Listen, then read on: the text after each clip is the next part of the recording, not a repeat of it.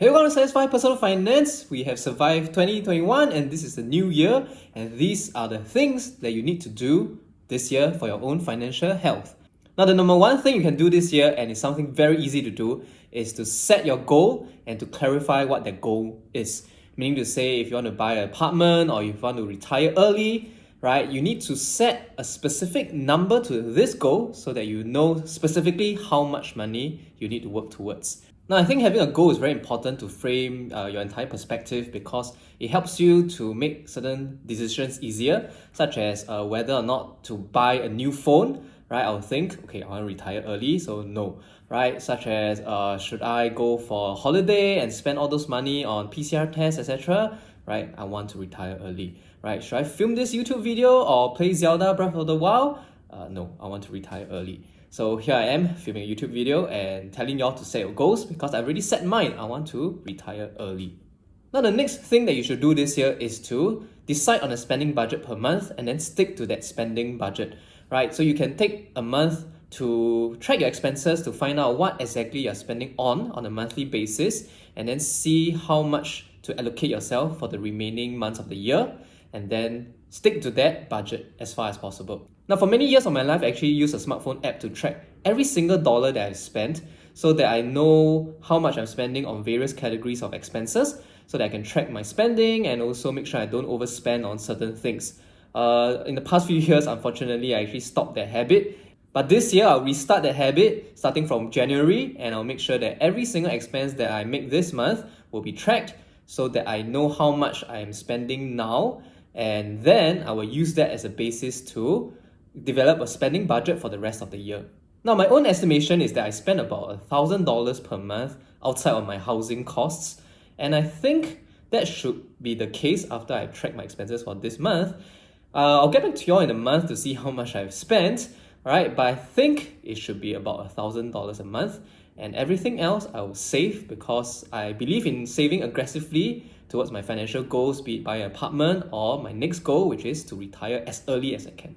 Now, on the topic of spending, you should develop a credit card strategy if you don't already have one, because the rewards you can get in terms of either cashback or miles can be very, very substantial. Cashback cards can give you hundreds, if not thousands of dollars of savings a year, depending on your spending habits. And if you're someone who wants to travel in business class, mile cards actually give you very affordable business class tickets, affordable relative to their ticket price, of course. When you add up all the rewards that you can get from credit cards, you can find that the rewards can be so substantial they are as good as a side hustle. And speaking of side hustles, I think that's another piece of advice that I'll give to anyone who wants to better their finances this year, and that is to take up a side hustle. We live now in the gig economy, and there are really a lot of things that you can do in your spare time for side income, be it whether to tutor people or to start a website like I did. I even have a friend who started a TikTok channel less than a year ago, and now he has many followers and actually starting to earn money from all the sponsored videos that he makes. So it is actually something that you can explore within your area of interest, right? If you're interested in finance like I am, you can start something finance related. If you're interested in food, do something food related. Or you can go with one of the more traditional side hustles like tutoring to pick up some side income, because all this added income can actually push you towards your financial goals much earlier and easier. Some side hustles are unfortunately less legal than others, so yeah, pick something that don't get you into trouble. Before I go on, it actually takes me hours to make each video, but it only takes you 1 second to press the like button, and I really appreciate if you do so. Smash that like button. Now, the next very important thing to do this year is to make sure that you have enough insurance coverage. And please don't make the mistake of thinking that just because you're paying a lot in premiums for your insurance coverage, that you're actually well insured. That's actually far from the truth for most Singaporeans, right? I find that a lot of people actually pay a lot for their insurance policies, but they are underinsured in many aspects. As I've mentioned before, don't buy certain policies, and you can check out my previous videos on those, right? So if you find that your portfolio has those kind of policies, I would suggest you find a good financial advisor to actually help out, review your coverage, and make sure that you have purchased sufficient insurance coverage, and don't think that spending a lot of money means you're well insured. I will also have an upcoming video on what insurance policies to purchase after telling you all the different kinds of policy you should not purchase. So I think it'll be very useful to those who have just started out working or they don't really have insurance policies. right, and you want to know what to buy, right, look out for it soon. Again, please subscribe to wait for that. After you have settled your insurance coverage, I think it's very important for you to invest automatically. Now, I think it is not enough to just invest. You also need to invest on a recurring and automatic manner to take out the emotions away from investing. I think investing can be very tricky because people tend to want to time the market, despite the fact that most people are not good at timing the market at all. So having a regular and automatic investment is actually something that works magic for a lot of people.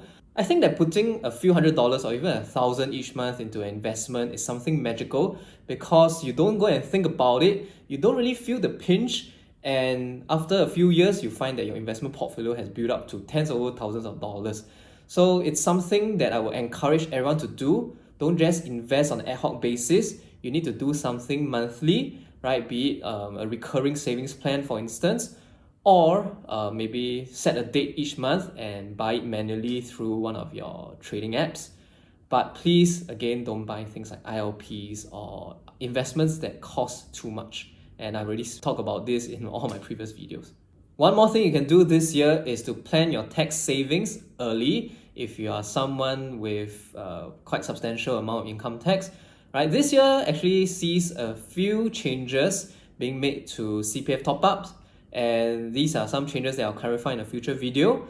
Now, I think this advice is actually more for myself than you because I always leave it to the last minute, the literal last day, to do all these tax savings things, and it causes a lot of anxiety and frustration on the last day because top-ups can fail, right? And of course, some things actually need some time to work through. So this year, I resolved to do it much earlier. I think in June, I will start to calculate more about my tax savings for the year instead of waiting until December and December 31st at that, right? So please plan your taxes accordingly, right? You should have a rough idea how much you earn by September or October at most, right, for the year, right? So please plan early, right? I'm telling future Seth.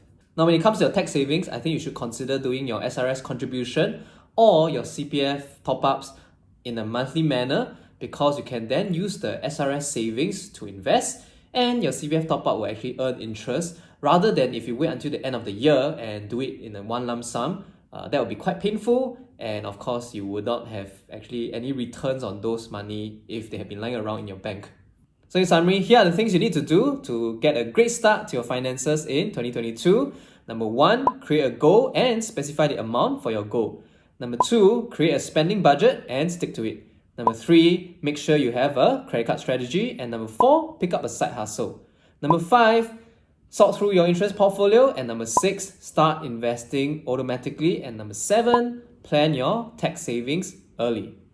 Do you have any other financial resolutions that you're going to do this year? Let us know in the comments below, right? And if you like this video, just leave a like, right? My content is, as always, free, right?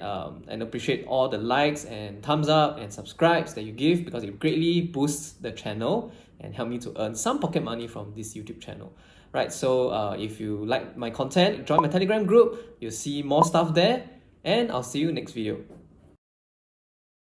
Now I find that actually I have a lot of non-finance videos that I want to make. I'm not very sure whether to start a whole new channel again, which is quite tiring, or put it in this channel, which kind of dilutes the finance aspect of this, or perhaps I'll just make little snippets at the end of each video. Not sure what you guys think, alright? Let me know in the comments below.